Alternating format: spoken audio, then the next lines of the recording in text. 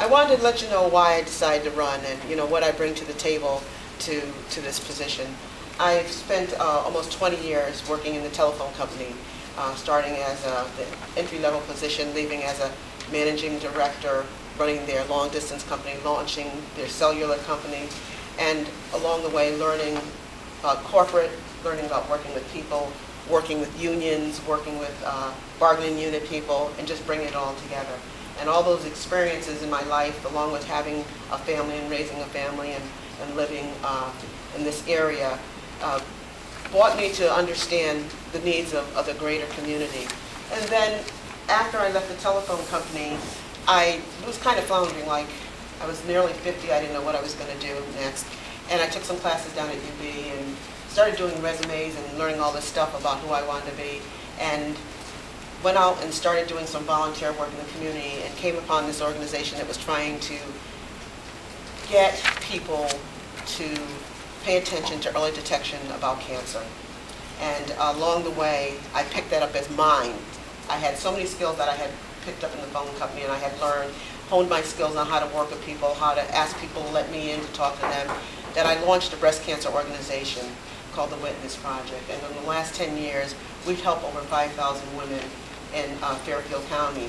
And not just through the breast cancer, I mean, I really am known nationally. When you ask me about breast cancer, I've given national talks, and my program has been replicated in other places. But understanding the needs, and it's not just about poor, it's about quality, access to care for health care. And I saw it 10 years ago that it didn't exist. And then it became universal health care. But it's really a problem in all of the communities. High deductibles, women who are working in their homes, self-employed, don't have insurance and can't get the services that they need. I began to advocate for those women by developing memorandums of agreements with different organizations, hospitals, community health centers, to make sure that I could bridge the divide and the gap of women getting services. And through that, I learned about the real community that's out there, the real need for health care, how people are not treated fairly when they don't have what they need for quality health care.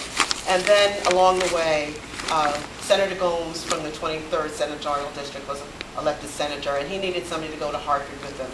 And I kind of said, I'll go with you for one term to help you get started.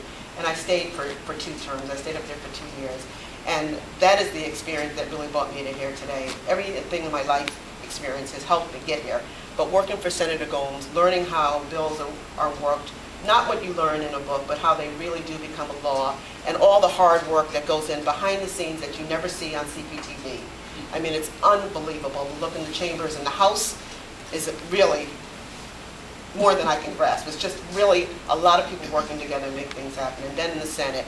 And all of those experiences make me believe that I can hit the ground running, and I can get up there and I can do what needs to be done, but also that I understand what needs to be done in all of the community, and that we have this working class of people who are really being overburdened, who are not going to be able to survive if we don't do something about the cost of everything. I mean, just everything across the board. And the Connecticut Post today talked about food.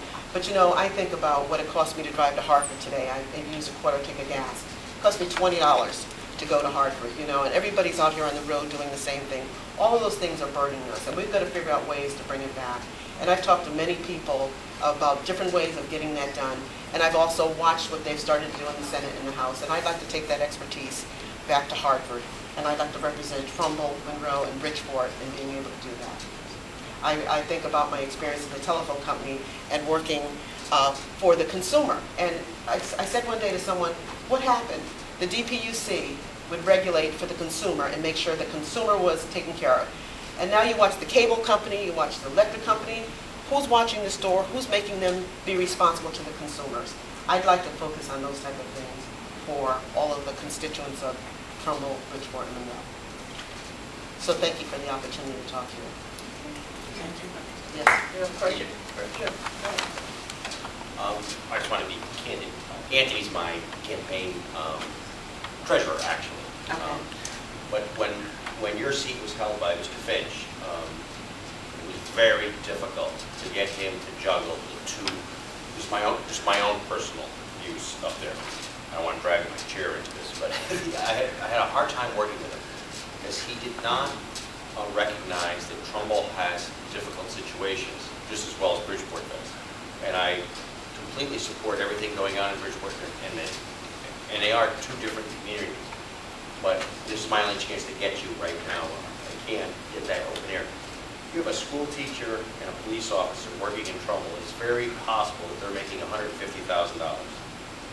If you ask them if they were rich, they would laugh at you. Okay, I would consider that. Okay, no, so I'm just saying, so the two communities have different challenges, but a person in Trumbull that's making $150,000 may not necessarily be a rich person, so they do not want to know that their taxes are going to go up in exchange for shifting this money over to a larger city. So I have to deal with that burden. At the same time, I want to give as much as I can to the other communities, and I believe there's a way to do that over.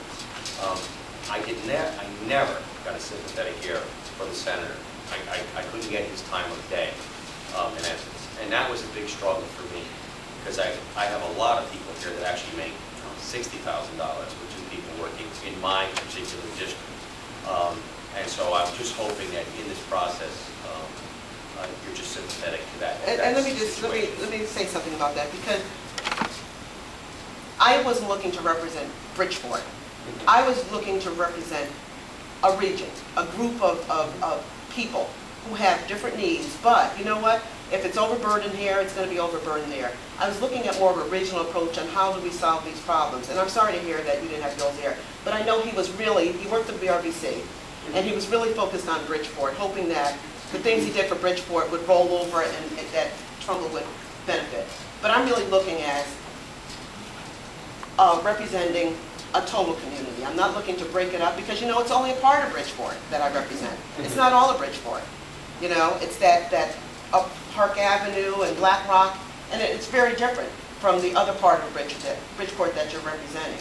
So I'm going to look at it that way, and I want to tell you how I know how to do that. Because although I started out doing this program for breast cancer for African American women, because there was a disparity of breast cancer among African American women and black women, it wasn't that one needed it more than the other. It's just that the funding was there, and that opened up the door. And now I serve probably 48% black, 38% white, and the rest Latino.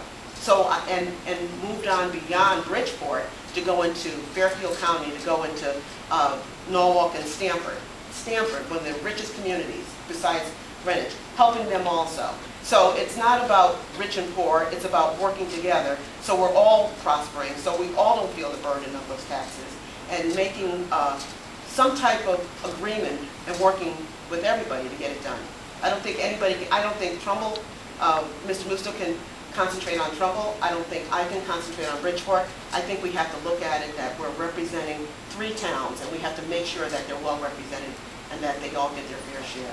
And I would be open to you, working with you and anyone else who's representing Trumbull and Monroe. I don't want to forget Monroe. It's a small section of Monroe, but I have to be mindful that that's there also. Thank you. You're welcome. Again, I'd like a Democrat to hold the seat. I would too. And what I'd like to say further, whoever comes out of this in August, although I'm hoping it's me, you know, and I know he's hoping it's him, but there's going to be a Democrat that's going to run. And whoever it is, we have to pull together, and we have to make sure that in November that seat comes back to a Democrat. Because I watched what Russo did when he was up there in the chambers, and everything that was near and dear to us, he voted against. So I'm here, no matter who comes out in August, I'm going forward to make sure in November that that seat becomes a seat for a Democrat. So you'll have somebody to work with in Hartford. All right? And Marilyn, we're hoping that Cheryl, Cheryl. Hi. Hi, Cheryl. Cheryl's running against your I'm running against. Oh, are you really? And I'm a Okay. teacher in Bridgeport too. Are you really? You know, I was going to say something when you said that, because there are a lot of people who live in Trumbull who work in Bridgeport. Oh, no, I'm familiar with that. Yeah, so, I mean, that's why I said you can't think about it as, you can't break it up in segments. You've got to think about what's good for all of us, because if we have jobs in Bridgeport, then you have jobs in Trumbull. And I wish you the best. Thank you. Any other questions for Marilyn? Have you qualified? Yes. Okay, thank you. All right. Thank you.